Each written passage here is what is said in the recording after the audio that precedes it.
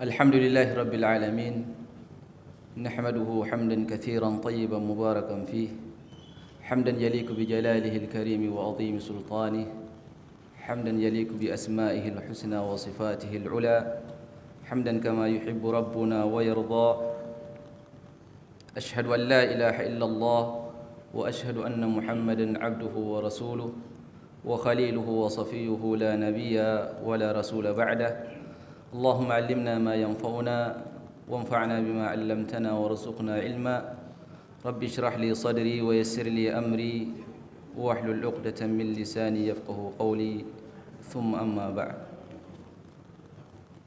Jamaah yang dirahmati dan dimuliakan oleh Allah Subhanahu wa taala, bersyukur kepada Allah di pagi hari ini atas nikmat Allah Subhanahu wa taala dan atas izinnya pula kita dipertemukan oleh Allah dalam keadaan sehat walafiat. Dan Nabi SAW mengingatkan kepada kita, apabila kita berada di waktu pagi, kemudian 3 nikmat terkumpul pada diri kita, maka sungguhnya kita diberikan seluruh dunianya. Sebagaimana yang diriwayatkan di dalam hadis yang sahih, di mana Nabi SAW pernah bersabda, "Man asbaha minkum mu'afan fi jasadihi, aminan fi sirbihi, lahu qutuhu wa indahu qutu yaumihi, faka'annama hizat lahu dunya bihadafiriha." Barang siapa di antara kalian berada di waktu pagi, kemudian dia melihat dalam keadaan sehat walafiat, bangun tidur, anggota tubuhnya semua sempurna, tidak ada yang kurang. Kemudian dia mendapatkan nikmat yang kedua, yaitu aman di tempat kediamannya, tidak ada musuh yang membuat dia menteror dia, dan dia tidak ada sesuatu yang dia takuti. Kemudian ada yang dia bisa makan saat itu, hari itu, maka sungguhnya dunia beserta isinya itu diberikan kepada dia. Karena memang dunia itu hanya terkumpul dari 3 nikmat itu. 1 sehat, 2 merasa aman, 3 ada yang dimakan, selesai. Tidak lebih daripada itu. Maka kita bersyukur kepada Allah Subhanahu wa taala. Hari ini saya dan antum yang hadir di tempat yang mulia ini, saya yakin berbaik sangka kepada Allah Subhanahu wa taala dan kepada antum bahwa 3 nikmat itu ada pada kita semua. Maka kita bersyukur kepada Allah Subhanahu wa taala, dan di antara bentuk syukur itu kita gunakan semua nikmat ini untuk mempelajari agama Allah Subhanahu wa taala. Jamaah yang dirahmati oleh Allah, insyaallah kita akan melanjutkan kajian kitab Sahih Al-Bukhari, dan pada kesempatan kali ini kita akan masuk ke pembahasan yang kedua, yaitu bab yang kedua di dalam kitab Sahih Al-Bukhari. Setelah kita selesai membahas tentang bad'il wahyi, bagaimana permulaan wahyu itu turun kepada Rasulullah sallallahu alaihi wasallam. Kemudian di kitab yang kedua, sini beliau akan membahas tentang Kitabul Iman. Dan kita sudah sampaikan bahawa sungguhnya Al-Imam Al-Bukhari rahimahullah punya manhaj itu metode penyusunan kitab, dan beliau mengawali dengan al-wahyu.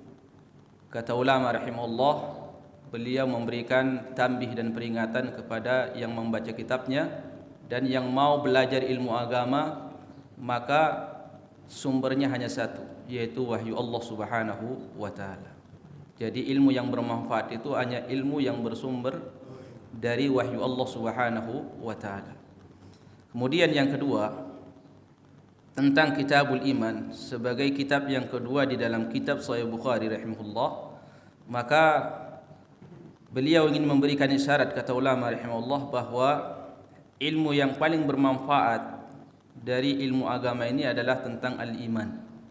Dan iman ini tidak boleh sembarangan seorang mengimani sesuatu, meyakini sesuatu sementara dia tidak punya sumber, tidak punya dasar dan tidak punya landasan.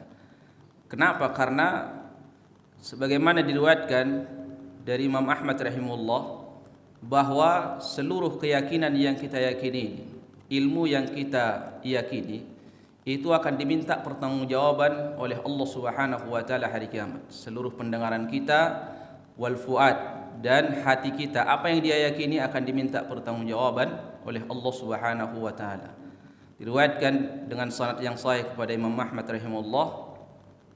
Imam Ahmad pernah mengatakan seperti ini, hari kiamat Allah Subhanahu wa taala akan memanggil saya dalam keadaan tangan saya terbelenggu.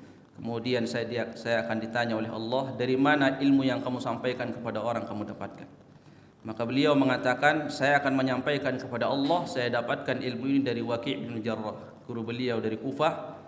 Kemudian dilepas belenggu tangan saya, kemudian dipanggillah Waqi' bin Jarrah, kemudian dia akan ditanya oleh Allah Subhanahu wa taala, dari mana ilmu yang kamu sampaikan kepada umat manusia ini? Maka Waqi' akan menyampaikan dari Ibrahim An-Nakhai, juga guru beliau ulama tabi'in di Kufah. Maka Ibrahim akan dilepas belenggunya, kemudian Ibrahim akan didatangkan dan diminta pertanggungjawaban oleh Allah Subhanahu wa taala, dari mana ilmu yang kamu dapatkan, yang kamu sampaikan ini kamu dapatkan? Beliau akan mengatakan dari Alqamah Ibnu Qais An-Nakhai, juga ulama Kufah. Nanti Alqamah akan ditanya oleh Allah Subhanahu wa taala dalam keadaan tangannya juga terbelenggu, dari mana kamu dapatkan ilmu yang kamu sampaikan? Maka dia akan mengatakan dari Abdullah bin Mas'ud, sahabat Nabi SAW. Maka saat itu Alqamah dilepas oleh Allah dan Abdullah bin Mas'ud akan dipanggil dalam keadaan tangannya terbelenggu, dari mana ilmu yang kamu sampaikan kepada orang? Maka Abdullah bin Mas'ud mengatakan dari Nabi SAW. Maka selamatlah mereka semua, karena ilmu yang mereka sampaikan dan mereka yakini itu ada sumbernya dari wahyu Allah Subhanahu wa taala. Dan itulah yang kita inginkan. Jangan sampai kita meyakini sesuatu, saat nanti Allah Subhanahu wa taala menanyakan kita pada hari kiamat, kita tidak punya landasan dan tidak punya dasar. Dan kita ini umat Islam ini diajarkan untuk menjadi orang yang cerdas, yaitu saat kita berbuat, saat meyakini, kita punya alasan. Kenapa kita meyakini ini? Kenapa saya sholat? Kita punya dasar. Kenapa saya harus sedekah? Kenapa saya harus berpuasa? Itu kita punya alasan. Karena orang yang paling sehat akalnya adalah orang yang beriman kepada Allah Subhanahu wa taala. Lah kita yang bermaksiat, saat ditanya kenapa kamu bermaksiat, maka sungguhnya kita tidak akan punya alasan sama sekali. Maka ulama rahimahullah taala menyebutkan seluruh orang yang bermaksiat kepada Allah, di antaranya yang paling besar adalah orang yang melakukan kesyirikan, la burhanalah, tidak punya alasan hari kiamat di hadapan Allah Subhanahu wa taala. Semua yang bermaksiat, semua yang melakukan kesyirikan dan kekufuran, saat ditanya oleh Allah, apa alasan kamu melakukan kekufuran? Apa yang membuat kamu kufur kepada Allah? Hari kiamat tidak punya alasan. Maka orang kafir itu orang yang disebutkan oleh Allah, hujah mereka seperti rumah al-ankabut, seperti rumahnya laba-laba. Wa inna ahwanal buyuti labaitul ankabut. Dan rumah yang paling rapuh itu adalah rumahnya laba-laba. Begitulah Allah menggambarkan kehidupan orang kafir yang tidak kenal dengan Allah Subhanahu wa taala. Mereka itu keyakinannya rapuh sekali karena tidak punya alasan. Nah, jangan sampai kita seperti mereka. Ya, saat meyakini sesuatu kita tidak tahu dari mana sumbernya. Lah itulah Al-Imam Al-Bukhari rahimahullah mengingatkan kepada kita semua, sebelum kita wafat maka harus dicek kembali apa yang kita yakini selama ini. Apakah ada sumbernya dari wahyu Allah Subhanahu wa taala, yang saat kita nanti ditanya itu kita punya alasan dan bisa menjawab pertanyaan Allah Subhanahu wa taala. Karena agama kita dibangun di atas pertanyaan. Di dunia ditanya, di dalam kubur kita ditanya, hari kiamat ditanya. Maka persiapkan pertanyaan itu sebelum Allah Zat yang Maha Esa menanyakan, dan kita satu-satu semua sebagaimana hadis yang sahih, ma min ahadin minkum illa sayukallimuhu rabbuhu laysa bainahu wa bainahu turjuman. Tidak ada seorang pun di antara kalian kecuali akan diajak bicara langsung oleh Allah pada hari kiamat. Tidak ada orang ketiga membantu kalian untuk menjawab.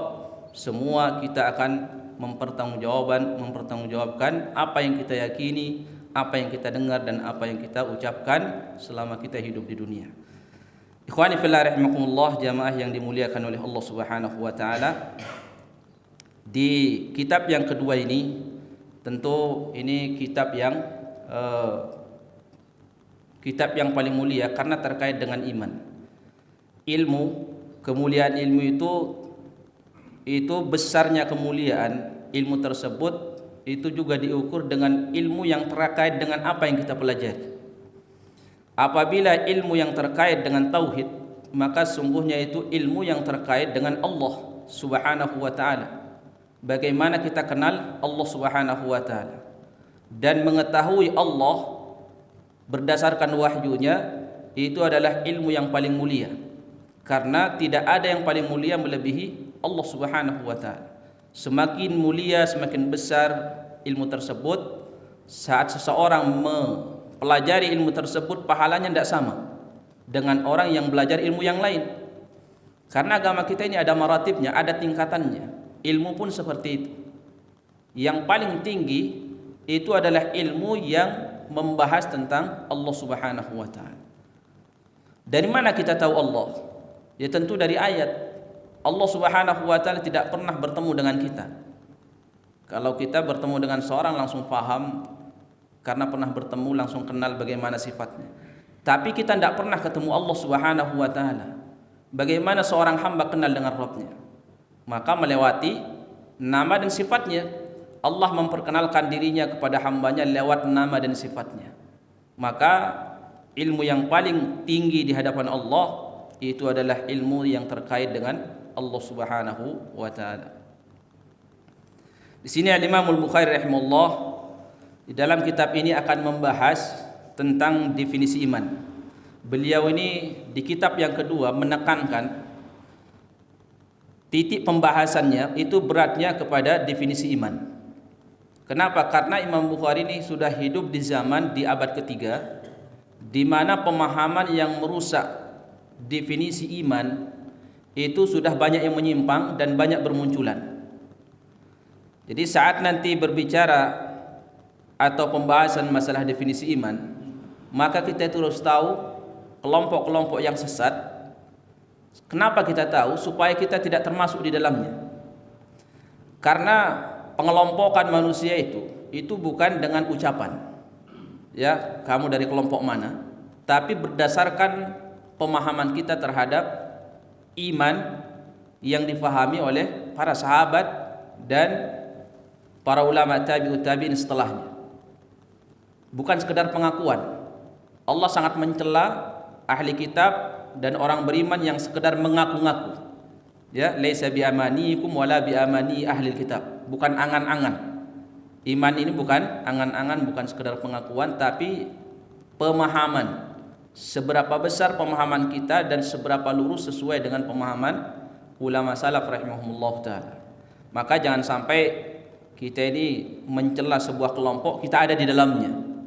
Karena kita tidak tahu kenapa kelompok ini dicela oleh para ulama, sementara kita berada di dalamnya. Itu yang kita khawatirkan. Karena banyak faktanya kita ini mencela sebuah kelompok tapi kita ada di dalamnya. Ini yang bahaya. Karena bukan pengakuan tapi pemahaman. Pemahaman kita sama dengan kelompok itu dimasukkan kita oleh Allah dengan kelompok tersebut. Syi'ta mabaita, kamu mau atau tidak mau, sekalipun kamu mengatakan, kita mengatakan saya tidak bagian dari mereka.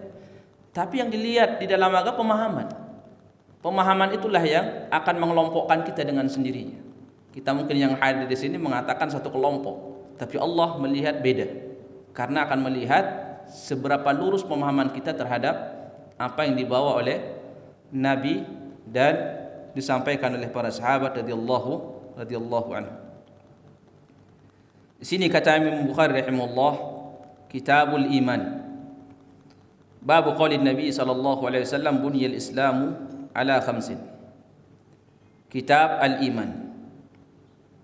Kemudian bab sabda Nabi sallallahu alaihi wasallam, Islam itu dibangun di atas 5 perkara.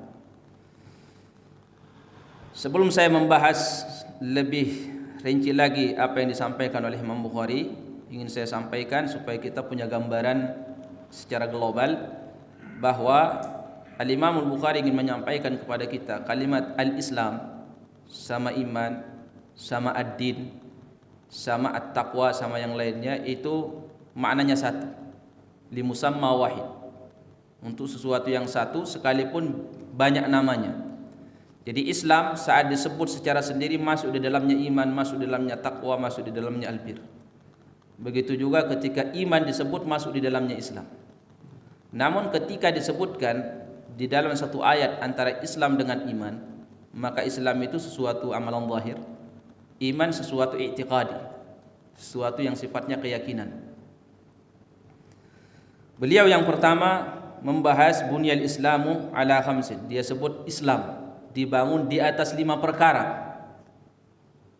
Apakah iman tidak masuk di dalamnya? Masuk di dalamnya iman. Islam ini, iman ini, takwa ini itu masuk, dibangun di atas 5 pilar, 5 pondasi yang disebut dengan rukun Islam. Kita tidak akan memperinci rukun Islam, kita akan fokus kepada kalimat Islam yang disampaikan di dalam hadis oleh Nabi SAW. Imam Bukhari mengawali dengan apa? Dengan sabda Nabi. Ini Imam Bukhari rahimahullah, kelebihan beliau saat membuat judul itu banyak potongan hadis atau potongan ayat dia jadikan sebagai judul yang tidak kita temukan di kitab-kitab yang lain.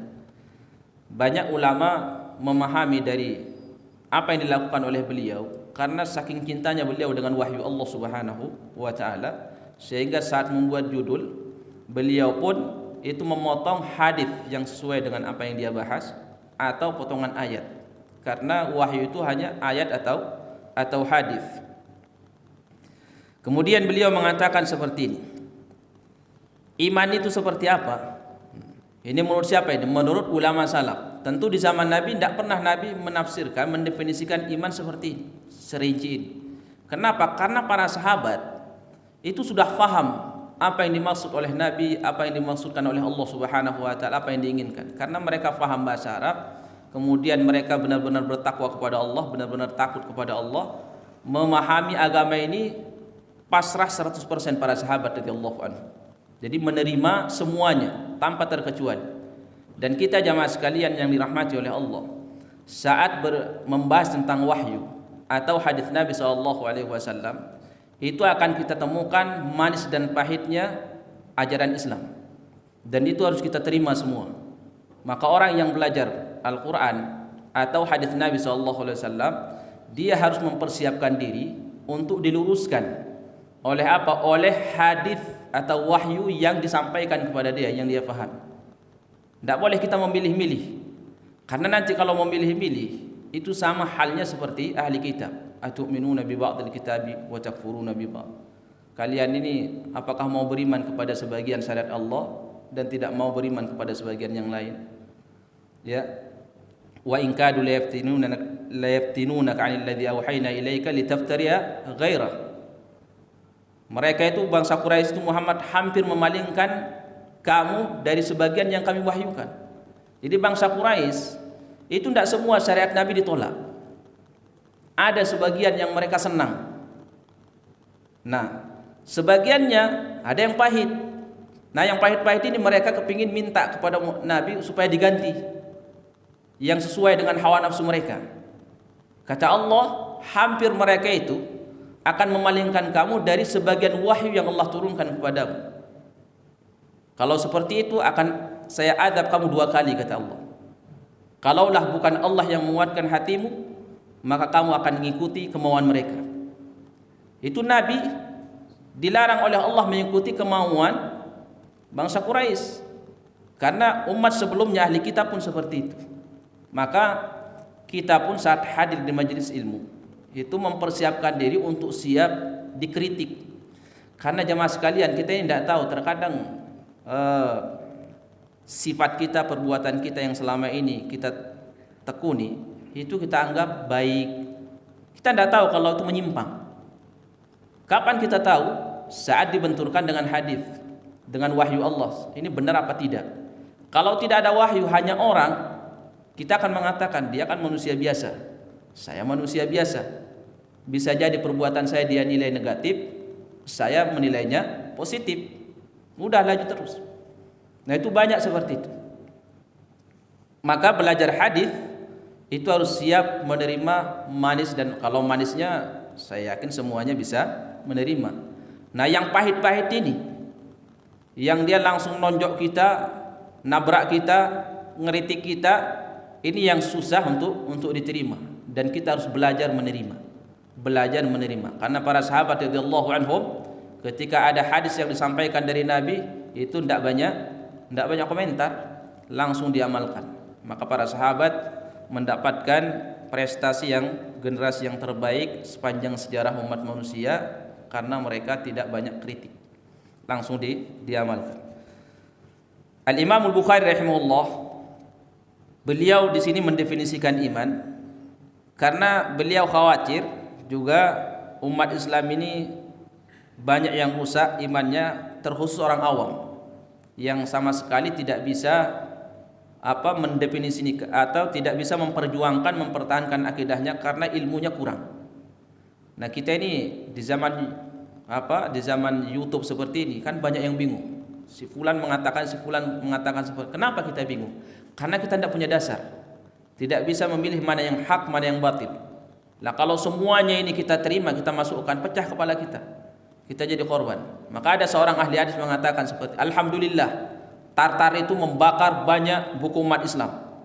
Ya, waktu mereka membantai umat Islam mulai dari Afghanistan sampai ke Irak. Itu sampai sungai itu berubah airnya jadi warna darah dan warna hitam.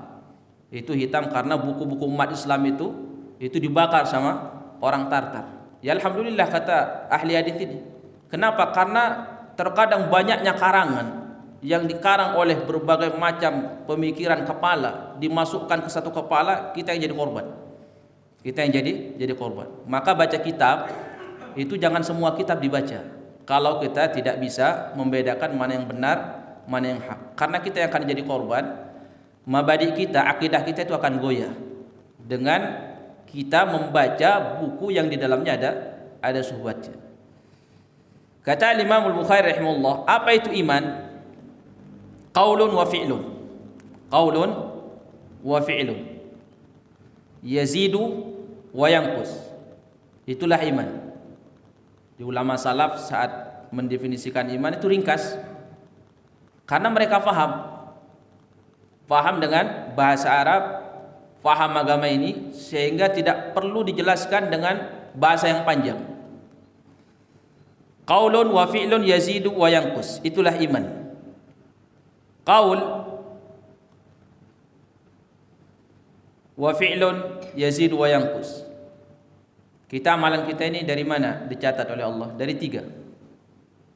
Dosa, seorang hamba berbuat dosa juga dari 3 hal.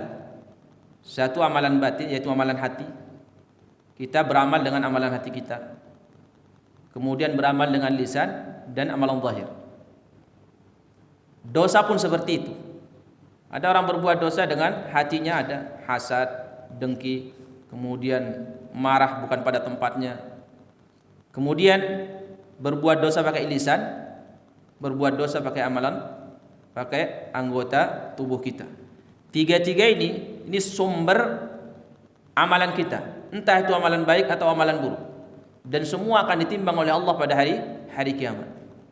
Lah kalau semuanya ini sumber dari sebuah amalan, maka iman pun seperti itu. Iman ini mencakup 3 hal ini. Maka sekalipun kalimat iman, yang kita tahu iman itu secara makna bahasanya itu adalah pembenaran, at-tasdiq, pembenaran. Ini perlu kita fahami bahwa di dalam agama kita ini ada namanya makna secara bahasa, ada makna secara syar'i. Namun uniknya kalimat iman itu dia beda dengan syariat-syariat yang lain. Contoh kita ambil misalkan sholat. Sholat secara bahasa itu apa? Doa. Ya, kamu berdoa secara bahasa kamu sudah sholat. Itu secara bahasa. Kamu mengatakan ya Allah beri saya kesehatan. Kamu sudah sholat menurut bahasa. Tapi datang syariat memberikan definisi sholat itu adalah sesuatu gerakan khusus, diawali oleh takbir, diakhiri oleh salam, di dalamnya ada bacaan-bacaan khusus yang diajarkan oleh Nabi. Itulah solat.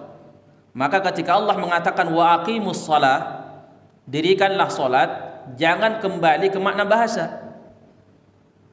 Pernah viral banyak kaum muslimin di Indonesia tidak solat? Banyak. Kenapa? Karena ada sekelompok orang yang mengaku muslim itu menyampaikan kepada orang Islam bahwa tidak perlu kita sholat 5 waktu seperti yang kita pahami selama ini. Cukup berdoa selesai, ingat Allah selesai. Kenapa kembali ke makna bahasa? Banyak kelompok yang sesat itu jamaah sekalian, itu mereka menggunakan definisi bahasa. Nah itu hati-hati. Mu'tazilah, Murji'ah, Jahmiyah dan kelompok-kelompok yang sesat yang lainnya, itu banyak kata ulama, itu mereka melumpuhkan akidah kita itu main bahasa. Jadi mereka masuk ke definisi bahasa. Maka Nabi SAW di dalam hadisnya, kita suruh mengikuti para sahabat, suruh mengikuti, jangan main bahasa. Karena kalau kita sudah mulai main ranah bahasa dan kita tinggalkan apa yang dipahami oleh para sahabat, disitulah kita akan mendapatkan kekacauan. Jadi siapa yang main bahasa sementara istilah syar'inya ada, maka dia akan sesat. Jadi definisi bahasa, makna bahasa itu lebih luas daripada makna syar'inya. Tapi kembali kepada iman, ini beda, terbalik dia. Secara bahasa dia keyakinan, at-tasdiq. Kita meyakini tentang Allah Subhanahu wa taala, itu artinya kita beriman secara bahasa. Contoh misalkan Abu Talib, yakin tak kalau Nabi itu Nabi yang terakhir? Yakin dia. Sampai dia mengatakan di dalam syairnya, andaikan, dalam satu riwayat yang sahih, wahai Muhammad, andaikan saya tidak takut dicela oleh bangsa Quraisy, maka saya akan membuat mata kamu sejuk memandang bibir saya mengucapkan syahadat.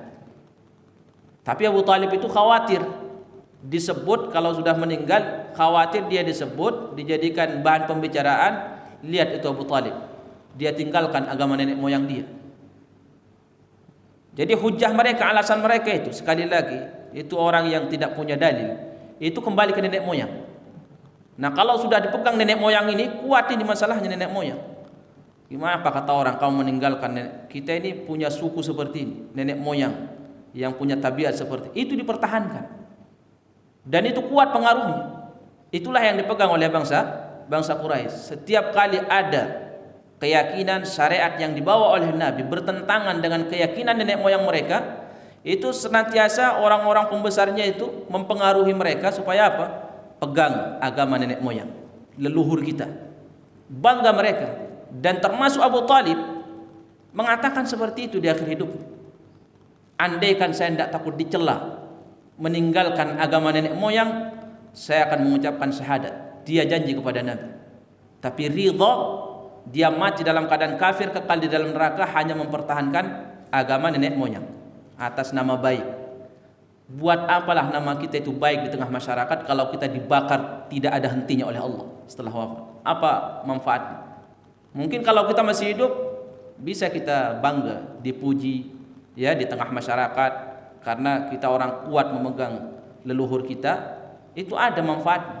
Kita mendengar pujian. Tapi setelah kita wafat, dibakar oleh Allah, apa manfaat? Maka jangan mengandalkan perasaan, ya. Baik, kata beliau qaulun wa fi'lun. Abu Talib ketika dia yakin Nabi SAW sebagai Nabi yang terakhir, apakah berani kita mengatakan dia beriman? Dia kan at-tasdiq, iman itu at-tasdiq, pembenaran. Dia membenarkan Nabi itu Nabi yang terakhir, tapi tidak mau syahadat. Berani kita mengatakan Abu Talib beriman? Tidak ada yang berani. Tidak ada yang berani.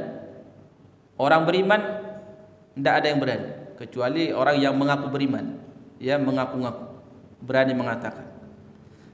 Itu menandakan apa? Menandakan bahwa iman yang tadinya maknanya tasdik itu hanya sekedar di dalam hati, itu ternyata melebar dia. Jadi makna secara syar'inya itu diperlebar. Kalau tadi seperti sholat, makna secara bahasanya lebih lebar, makna syar'inya sempit. Tapi kalau iman, itu makna bahasanya sempit, hanya at-tasdik, amalan hati. Tapi makna secara syar'inya melebar. Melebar ke amalan lisan dan amalan zahir. Lah itulah yang disebut oleh Imam Bukhari rahimahullah. Itu kalau baca buku-buku tauhid atau akidah yang dikarang oleh ulama salaf tentang matan-matan Al-Barbahari, kemudian kitab-kitab matan yang banyak dikarang oleh para ulama dulu, itu banyak mereka cuma dua kalimat, qaulun wa fi'lun, qaulun wa amal. Itulah iman, qaulun wa amal. Cuman apa yang kita pahami dari kalimat qaulun wa amal? Qaulun wa fi'lun. Qaul itu ucapan. Berarti ucapan lisan masuk, ucapan hati juga masuk. Qaulun, ucapan hati, ucapan lisan. Ucapan hati, ucapan lisan. Berarti satu, iman itu adalah seluruh amalan hati. Dua, seluruh amalan lisan. Kemudian fi'lun, itu perbuatan. Ini mencakup tiga. Perbuatan hati, perbuatan lisan, dan perbuatan amalan zahir. Jadi iman yang dimaksud oleh Allah dan Rasulnya mencakup ini semua. Disinilah ahli sunnah wal jamaah mengatakan bahwa iman itu mencakup satu amalan hati, dua amalan lisan, tiga amalan zahir. Amalan zahir ini itu bukan sekedar syarat penyempurna, tapi dia syarat sah iman. Syarat sah iman. Dan tidak ditemukan orang yang masuk Islam kemudian tidak mau beramal, itu tidak ada. Karena memang hakikatnya tidak ada di dalam agama. Kecuali mungkin dia baru masuk Islam terus wafat, ya itu beda lagi. Masuk Islam, mengucapkan syahadat, meninggal dunia, belum sempat sholat. Nah ini yang seperti ini kita katakan beriman, pasti. Dulu ada seorang sahabat ingin menyampaikan keislamannya kepada Nabi. Datanglah dia ke Madinah. Saat itu Nabi bertepatan mau perang. Akhirnya dia bertanya kepada Rasulullah, "Ya Rasulullah, ujahid am uslim?" "Ya Rasulullah, apakah saya langsung ikut perang atau saya syahadat dulu?" Kata Nabi, "Aslim thumma jahid." Kamu masuk Islam dulu, ucapkan dulu syahadat, baru ikut perang. Kalau dia ikut perang meninggal, tidak mungkin mati syahid. Kenapa? Karena dia belum masuk Islam, belum bertauhid. Padahal dia yakin Islam itu sudah agama yang benar. Tapi apa? Tidak dibenarkan hanya keyakinannya oleh Nabi. Sampai apa? Sampai ada ucapan la ilaha illallah, itu amalan lisan. Akhirnya sahabat ini dia mengucapkan syahadat di hadapan Nabi, mengucapkan asyhadu an la ilaha illallah wa asyhadu anna muhammadar rasulullah. Setelah itu dia ikut perang sama Nabi langsung. Ternyata langsung syahid dia. Ya, langsung syahid. Apa kata Nabi setelah peperangan selesai? Amila qalilan wa ujira katsiran. Orang ini beramalnya sedikit tapi pahalanya besar. Kita juga kepingin seperti itu. Ya, tidak terlalu banyak beramal tapi pahala kita besar. Cuman masalahnya kematian kan tidak boleh dibuat-buat. Ya, kita kepingin habis syahadat langsung meninggal gitu. Andai kan bisa memilih kan seperti itu. Setelah sholat khusyuk meninggal. Cuman masalahnya kita tidak tahu kapan kita meninggal. Terkadang dulu kita semangat beramal, tiba-tiba berubah dengan pergantian masa dan waktu, berubah sudah jadi malas. Nah ini yang dikhawatirkan, saat malas dicabut nyawa kita. Nah itu yang bahaya. Apalagi dicabut nyawa kita dalam keadaan bermaksiat kepada Allah Subhanahu wa taala. Maka pesan Allah, wala tamutunna illa wa antum muslimun. Jangan sekali-kali meninggal kecuali dalam keadaan benar-benar kamu muslim. Kapan kita meninggal tidak tahu. Maka harus muslim selamanya sampai wafat. Qaulun wa fi'lun. Jadi amalan ini akan mencakup tiga amalan kita. Itulah yang dipahami oleh ulama kita, para sahabat, tabi'ut tabi'in, ahli hadis memahami bahwa amalan zahir itu syarat sah iman seseorang. Bukan syarat kesempurnaan. Karena nanti di sana ada kelompok mengatakan iman itu amalan hati, amalan lisan, amalan zahir. Tapi dari amalan zahir ini yang dia maksud sekedar kesempurnaan. Bagi mereka cukup kamu meyakini Islam itu sebagai agama yang benar, kemudian kamu ucapkan syahadat la ilaha illallah. Setelah itu sekalipun kamu tidak sholat, tidak puasa, tidak beramal yang lain, meninggal sah iman. Kalau ahli sunnah tidak ada orang seperti itu. Kecuali nanti di akhir zaman. Di akhir zaman hadis Hudzaifah diperselisihkan oleh ahli hadis. Apakah sahih hadisnya atau tidak? ketika Islam ini sudah hilang semua, tinggal yang tersisa adalah la ilaha illallah. Sekelompok orang-orang tua saat itu hanya itu yang dia amalkan. Tidak kenal lagi sholat, tidak kenal lagi apa itu puasa, tidak ada lagi yang adzan, tidak ada lagi yang haji, yang kurban, zakat, tidak ada lagi. Mereka itu yang diamalkan cuman la ilaha illallah, la ilaha illallah, la ilaha illallah. Sampai seorang tabi'in ketika Hudzaifah menyampaikan hadis itu, dia ragu. Mana mungkin ada orang yang amalannya cuma la ilaha illallah, tidak sholat, tidak puasa, kemudian masuk surga, itu gimana? Kata Hudzaifah, cukup itu akan membuat dia selamat dari neraka. Karena memang saat itu, di zaman itu, kata ulama, bagi ahli hadis yang mensahihkan hadis itu, dia menafsirkan bahwa karena memang di zaman itu tidak ada lagi yang kenal dengan Islam. Jadi yang mereka kenal itu hanya la ilaha illallah, tidak ada lagi yang sholat. Sehingga apa? Sehingga mereka ini sama seperti orang yang hidup di sebuah tempat tidak kenal kecuali la ilaha illallah. Dia amalkan itu, maka dia masuk surga. Tapi kalau dia hanya mengamalkan itu sementara banyak agama yang lain, maksudnya syariat-syariat ini masih banyak yang mengamalkan, masih utuh, dia tidak mau sholat, ini tidak diterima kalimat la ilaha illallah, tidak diterima oleh Allah Subhanahu wa ta'ala. Jadi amalan hati kita, amalan lisan, amalan zahir itu mencakup iman semua. Maka kenapa para ulama, pertanyaannya kenapa para ulama itu membahas itu? Karena jamaah sekalian ada konsekuensinya, ada dalalahnya, ada konsekuensi dari seseorang yang memahami bahwa iman itu mencakup amalan hati dan amalan lisan, amalan zahir. Itu kebalikannya. Terus bagaimana dengan kekufuran? Kapan seorang itu keluar dari agama? Keluar dari agama itu lebih mudah daripada masuk ke dalam agama. Kenapa? Karena keluar dari agama, kata ulama itu salah satu dari tiga ini aja kita sentuh, batal. Dari amalan hati misalkan, Allah menyebutkan tidak ada yang mengetahui hal yang gaib di langit dan di bumi kecuali Allah. Ada orang muslim mengatakan, saya yakin si fulan mengetahui hal yang gaib. Berarti dia menentang, mengambil hak Allah Subhanahu wa ta'ala. Tapi dia itu hanya di dalam hatinya, dia tidak sampaikan kepada orang. Dia hanya meyakini di dalam hati. Dia sholat, dia melaksanakan amalan yang lain, semuanya sama seperti kita. Cuma di dalam hatinya ada keyakinan seperti itu. Allah tahu dan dia juga tahu kalau dia meyakini ada selain Allah makhluk yang bisa mengetahui perkara yang gaib. Kita tidak berani mengatakan dia kafir karena itu dalam hatinya. Tapi di hadapan Allah dia bukan muslim. Sekalipun dia mengucapkan la ilaha illallah, amalan zahirnya ada. Dia sholat. Kenapa? Dia keluar lewat pintu keyakinan. Dia keluar lewat pintu keyakinan. Makanya ulama rahimahullah senantiasa mengajarkan kepada kita hati-hati dengan kesyirikan yang dilakukan oleh seorang hamba dengan hatinya. Karena yang tahu itu hanya kita dengan Allah. Hanya kita dengan Allah. Saudara kamu tidak akan tahu kalau kamu melakukan kesyirikan. Karena amalan hati itu hanya Allah yang tahu dengan kita. Maka saat ulama mengatakan ini syirik, keyakinan ini syirik, itu artinya apa? Artinya bukan berarti kita menghukumi si fulan. Bukan. Itu supaya kita bisa menghukumi diri sendiri, tidak perlu tanya kepada orang masalah amalan hati. Karena kita yang paling tahu dengan Allah Subhanahu wa ta'ala. Apa yang bisa kita hukumi itu lewat amalan lisan. Seorang mengeluarkan ucapan kufur misalkan, istihza, memperolok-olok agama Allah. Pernah tidak terjadi di zaman Nabi? Pernah.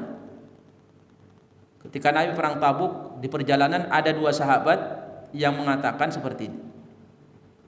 Ini qurra kita, tidak ada yang paling pengecut saat ketemu musuh kecuali dia. Yang dia maksud itu Nabi. Jadi dua sahabat ini itu bermain-main dengan Rasulullah. Jadi saat perang Tabuk, karena kita tahu perang Tabuk itu kan perjalanan jauh ya, kemudian di musim yang sangat panas, dua sahabat ini untuk menghibur capek dan panasnya terik matahari di padang pasir, maka dihiburlah dengan cara canda. Ya canda, cuman bahan candaannya itu Nabi.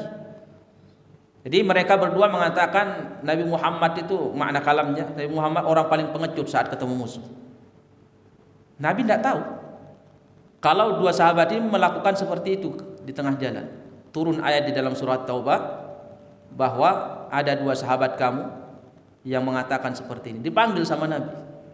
Benar kalian mengatakan seperti ini? Benar ya Rasulullah.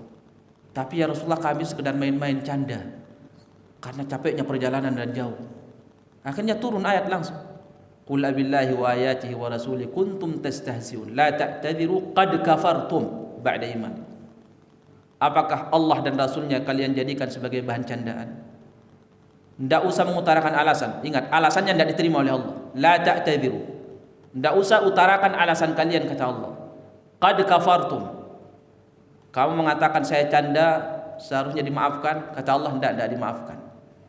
Qad kafartum ba'da imanikum. Sungguh dengan candaan itu kalian telah keluar dari agama Muhammad setelah tadinya kalian beriman.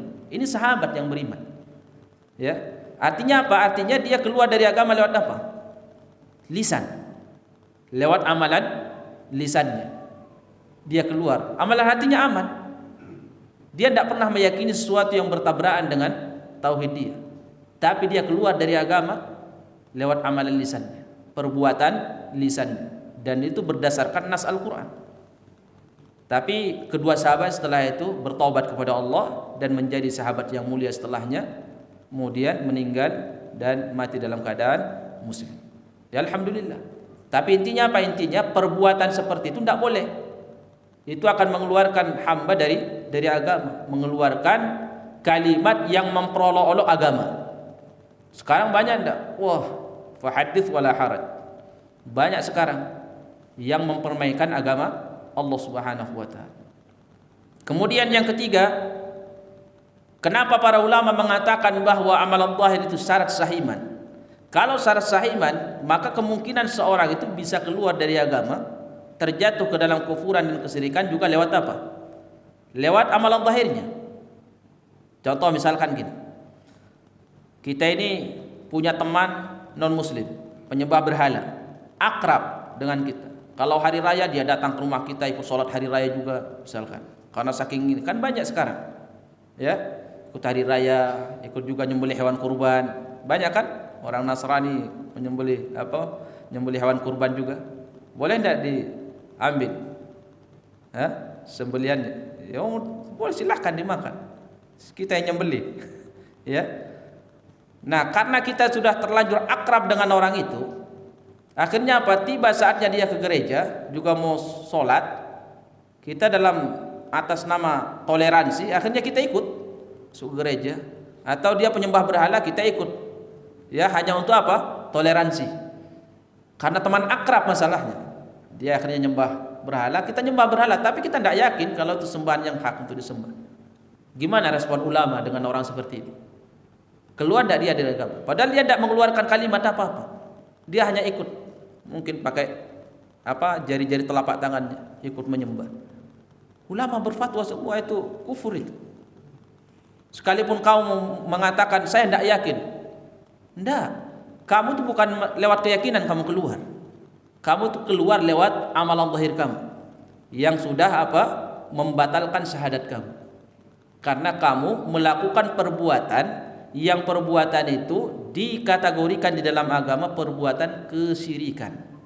Perbuatan kesyirikan. Banyak ulama juga yang memberikan contoh dengan apa? Orang yang membuang mushaf ke tempat yang kotor, dilempar sama dia. Dia tidak ngomong apa, dilempar. Itu membatalkan syahadat seseorang. Tapi banyak sekarang ini orang untuk mendapatkan ilmu-ilmu khusus, itu ayat Quran ditaruh di kloset.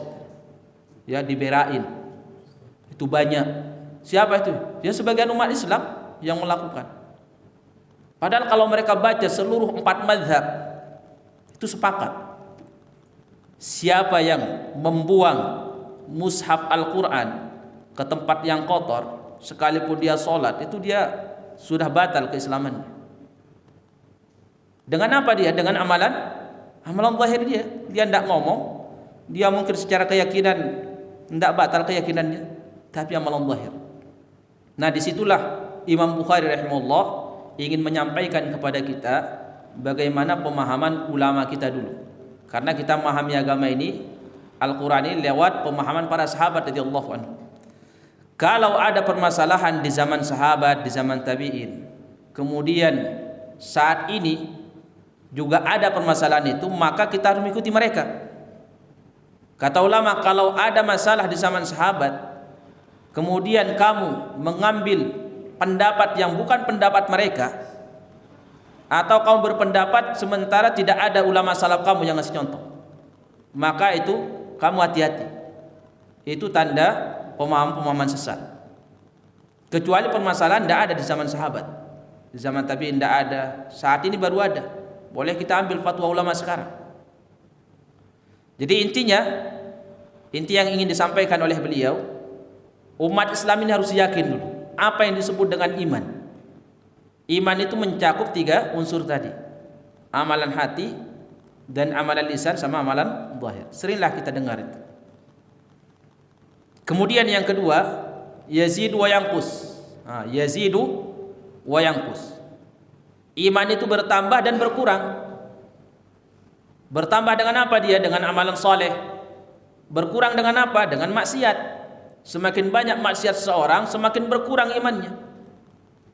Gimana kalau dia melakukan kesyirikan?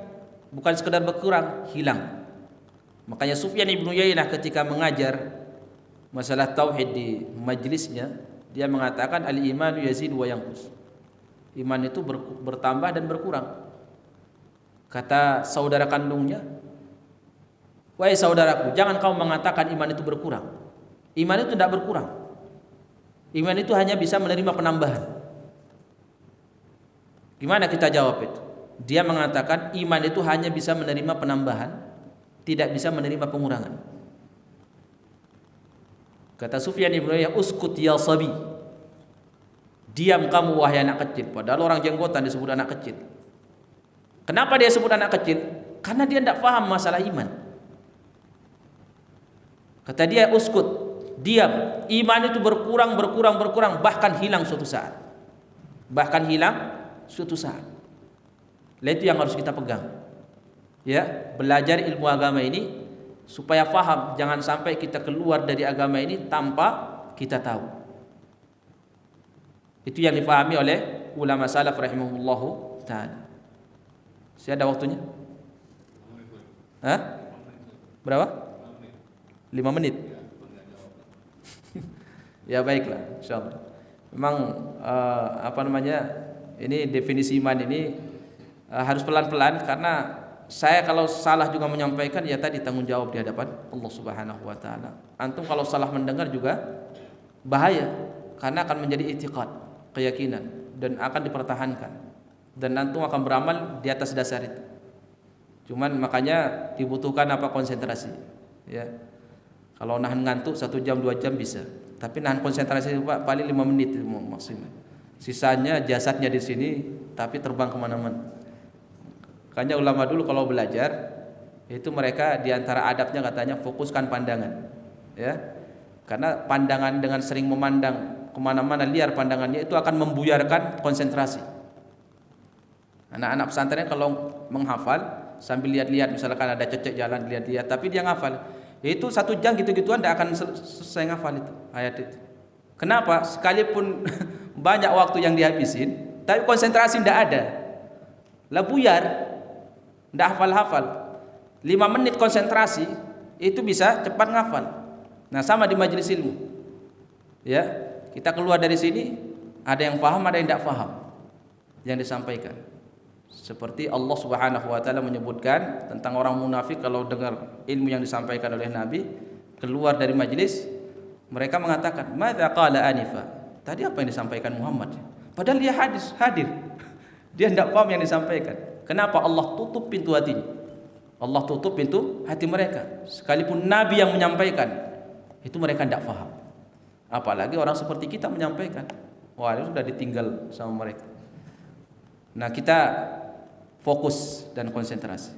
Di sini Imam Al-Bukhari rahimahullah itu akan menyampaikan banyak dalil ayat supaya kita yakin. Semakin banyak dalil, kita itu akan semakin kuat. Masalah keyakinan. Tapi kalau dalil yang kita tahu cuma 1, 2, terus tiba-tiba nanti ada yang menggoyahkan, ya, memberikan syubhat kepada kita, goyah kita. Kenapa? Karena pegangan kita ini satu. Makanya masalah tauhid ini itu adalah masalah dalil-dalil Al-Quran itu banyak sekali yang menguatkan agar umat Islam itu tidak mudah melepaskan keyakinan dan keimanannya. Diperbanyak oleh Allah. Tidak ada alasan sama sekali untuk tidak beriman kepada Allah Subhanahu wa taala. Ini ayatnya banyak, cuman waktunya sudah habis ya. Semoga yang sedikit ini bermanfaat buat kita.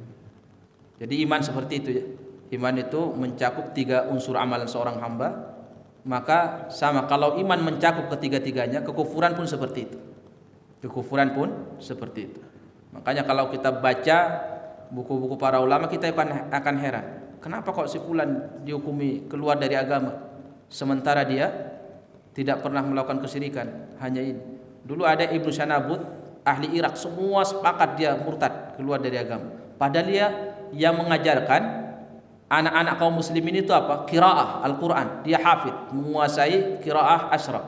Cuma dia mengajarkan qiraah syad yang tidak ada sanadnya sampai kepada Nabi.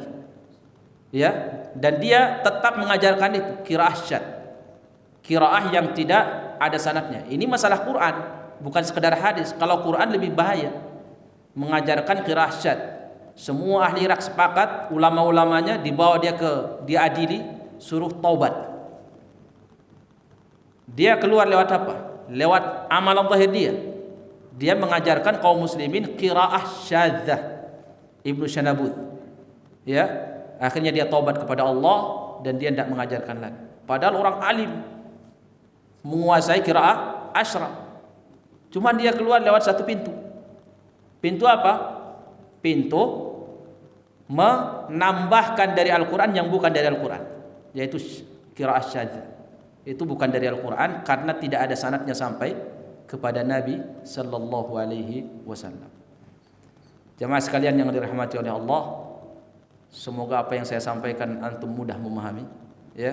Karena memang yang paling menjelimet itu definisi iman itu banyak kaum muslimin yang masih kurang paham apa sih sebenarnya iman yang dimaksud oleh para ulama itu.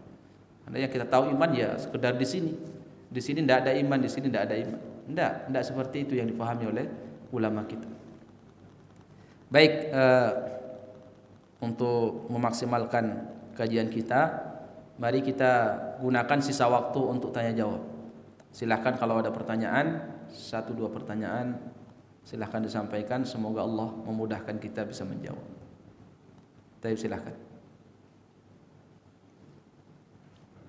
Ini kalau tidak ada pertanyaan, 1 dari 2 kemungkinan.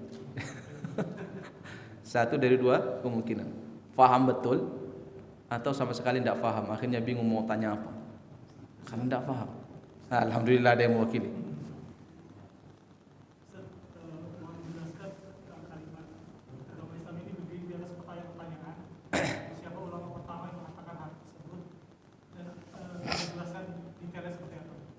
Tanya ahsanta.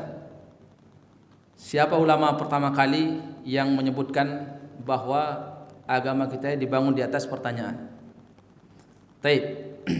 Saya tidak tahu siapa ulama yang mana. Saya mengatakan saya tidak tahu ulama yang mana yang pertama kali menyebutkan itu. Saya tidak tahu sejarah siapa. Yang jelas di dalam itu istimbat ya, bukan ini. Istimbat dari ayat-ayat atau hadis Nabi SAW. Coba lihat para sahabat itu. Para sahabat banyak tidak kisahnya bertanya mereka. Bertanya kemudian dijawab oleh Nabi. Di dalam Al-Quran pun seperti tanya jawab. Makanya ada istilah hari kiamat tanggung jawab. Apa artinya tanggung jawab? Kamu menanggung untuk menjawab. Kenapa? Karena akan ada pertanyaan. Kita ini beramal bukan sekedar beramal, tapi siap untuk menjawab pertanyaan. Pertanyaan apa? Kalau mungkin di dunia kita santai aja, tidak bisa jawab, bisa tanya ke orang lain. Itu apa sih jawabannya? Gitu. Bisa. Tapi di dalam kubur ditanya, malaikat yang menanya, dan kita tidak bisa minta bantuan sama orang. Hadis Asma riwayatkan oleh Bukhari Muslim muttafaqun alaih. Seorang hamba saat sudah diletakkan di dalam kubur, maka datanglah 2 malaikat akan menanyakan kepada dia masalah Rabbnya, masalah agama ini. Kemudian yang terakhir tentang Nabi. Madza taqulu fi hadzal rajul? Apa yang kau ketahui tentang laki-laki ini, tentang Nabi? Fa ammal mu'min, kalau adapun orang beriman, kalau dia orang beriman, dia akan menjawab seperti ini. Huwa Muhammadun, namanya Muhammad, tugasnya utusan Allah, ja'ana bil bayyinat, dia datang membawa petunjuk, fa amanna bihi, kami beriman kepada dia, wattaba'na, dan kami mengikuti. Ya, kalimat mengikuti, bukan sekedar beriman tapi diikuti, diamalkan. Kata malaikat, nam salihan, silakan kamu tidur nyenyak sampai hari kiamat. Tidak ada yang wafat di dalam, tidak ada yang kematian di dalam kubur. Ya, entah hidup dengan kehidupan yang nikmat. Yang kedua, wa ammal murtab awil munafik. Asma muridnya lupa apakah munafik atau murtab. Adapun orang munafik di dunia ini, au murtab, atau orang yang tidak yakin dengan agamanya. Ini yang kita khawatirkan.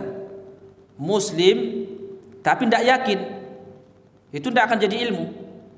Ilmu itu harus diyakini dia. Tidak yakin. Saat ditanya, "Madza taqulu fi hadzal rajul?" Apa yang kau ketahui tentang laki-laki ini? Tentang Nabi. Dia tidak bisa jawab. Dia mengatakan, la adri. Aku tidak tahu. Sami'tu an-nasa yaquluna syai'an faqultuhu. Dulu aku dengar orang-orang mengatakan dia namanya ini, tugasnya ini, akhirnya aku ikut-ikutan. Ingat, ikut-ikutan. Artinya orang ikut-ikutan itu tidak yakin. Dia hanya ikut-ikutan. Apa kata orang? Oh, dia ini Muhammad, namanya Muhammad. Sampai nama Nabi dia dibikin lupa sama Allah. Karena memang tidak yakin dia di dalam hidupnya, selama hidup di dunia, kalau Nabi itu utusan terakhir wajib diikuti. Dia tidak yakin, hanya ikut-ikutan dia. Sampai nama Nabi dia tidak bisa nyebut di dalam kubur. Sami'tu an-nasa yaquluna syai'an faqultu. Aku ikut-ikutan apa kata orang. Akhirnya apa? Kata malaikat, la talaita wa la dari. Berarti kamu waktu di dunia tidak sungguh-sungguh mempelajari agamamu. Nah, akhirnya apa? Dipukul, tidak dikasih uzur oleh Allah Subhanahu wa taala. Pertanyaan. Kita ini kalau di sini sebagai pendengar itu enak. Kenapa? Karena dia sekedar menerima informasi. Tapi saat ditanya, nah saat itulah kepala kita gatal-gatal. Kita kalau ditanya nih, misalkan saya melontarkan pertanyaan, antum tidak bisa jawab, itu sudah mulai teng di kepala, ya. Artinya sudah mulai, yang antum mungkin sudah mulai bangun itu. Kalau ada pertanyaan, apalagi kalau sampai kita ditunjuk dan tidak bisa jawab, itu langsung gatal-gatal kepala, mau ngomong apa gitu. Itu di dunia. Gimana kalau secara tiba-tiba kita ditanya di dalam kubur tidak bisa jawab? Di dunia aja kalau kita tidak ada persiapan, tiba-tiba ditanya, itu pasti gatal-gatal kepala, keringatan, karena tidak bisa jawab. Makanya ada istilah ulama seperti ini. Ilmu yang masuk dalam keadaan otak itu lagi hangat, itu akan lama untuk dilupakan. Tapi ilmu yang masuk dalam keadaan otak lagi dingin, dia akan mudah untuk keluar. Ya, contoh misalkan kalau kita ini pernah ditanya dulu di sekolah kita 50 tahun yang lalu misalkan sebuah pertanyaan oleh guru dan kita tidak bisa jawab, akhirnya kita dikasih tahu oleh guru jawabannya seperti ini. Pasti kita ingat jawaban itu sampai saat ini. Ketimbang apa? Ketimbang ilmu yang disampaikan oleh guru itu kepada kita tanpa diawali oleh pertanyaan. Kenapa? Karena saat ilmu disampaikan dalam keadaan otak kita dingin, karena tidak ada pertanyaan sebelumnya, dia akan mudah dilupakan. Saya yakin antum yang di sini mendengar ini, maklumat ini mungkin tahannya berapa hari tidak tahu. Ya, besok sudah lupa apa yang disampaikan. Bahkan subhanallah ada yang lupa siapa yang menyampaikan. Iya lupa. Oh iya, tidak tahu. Ada yang tahu yang menyampaikan si fulan. Apa yang disampaikan kita tidak tahu. Ada kitab tebal itu depan, tidak tahu apa yang disampaikan. Tidak paham. Tidak tahu apa yang disampaikan. Padahal dia 1 jam duduk ngelamun, dingin. Antum pernah tidak merasakan ditanya tidak bisa jawab, tiba-tiba kayak gimana kepalanya? Itu pasti. Nah saat itu Nabi SAW sering menyampaikan kepada para sahabat seperti itu. Ada satu pohon kata Nabi seperti seorang muslim, tidak pernah jatuh daunnya. Siapa yang tahu pohon itu? Para sahabat semua itu kepalanya, pikirannya kemana-mana. Nah dalam keadaan para sahabat tidak bisa jawab, kata Nabi pohon kurma. Wah itu pasti diingat oleh para sahabat. Kenapa? Maklumat yang disampaikan Nabi itu masuk dalam keadaan otak mereka hangat karena sudah dikasih pertanyaan. Tapi kalau Nabi langsung mengatakan ada satu pohon korma, satu pohon seperti seorang muslim tidak pernah jatuh daunnya, yaitu pohon korma, itu adem masuknya, itu akan mudah dilupakan. Seperti itulah Nabi. Kenapa di dalam Al-Quran banyak pertanyaan, ada diskusi, ya? Karena untuk memancing supaya hangat otak kita.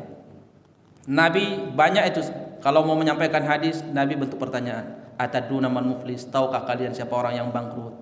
Ya. Atadruna man rajul? Tahukah kalian siapa laki-laki itu? Itu banyak.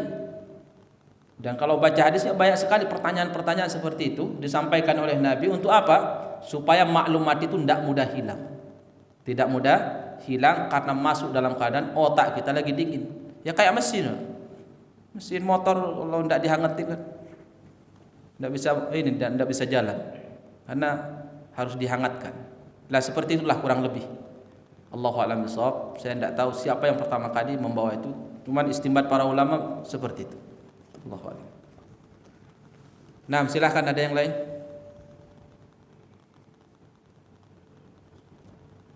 Ini gimana kalau diam-diaman kayak gini? Hah? Mau ngapain? Baiklah. Kayaknya sudah habis waktunya.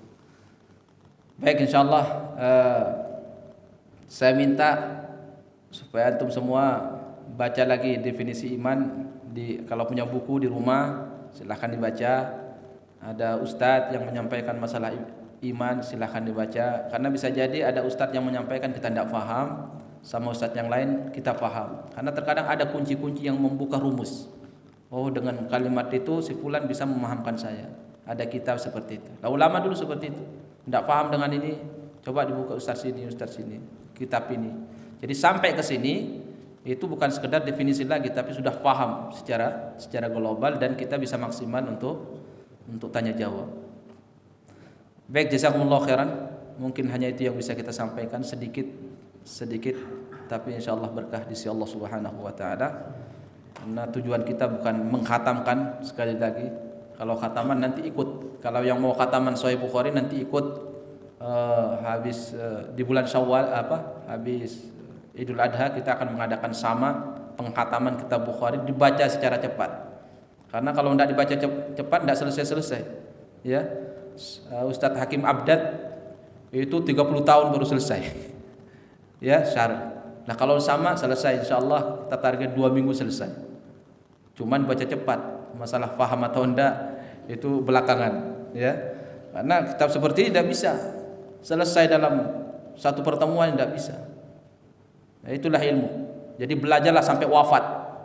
Tidak ada berakhir nuntut ilmu. Semakin usia tua semakin semangat belajar, insyaallah. Baik, kita tutup dengan doa kafaratul majlis. Subhanakallahumma wa bihamdika asyhadu an la ilaha illa anta astaghfiruka wa atubu ilaik. Aqulu ma tasma'un. Assalamualaikum warahmatullahi wabarakatuh.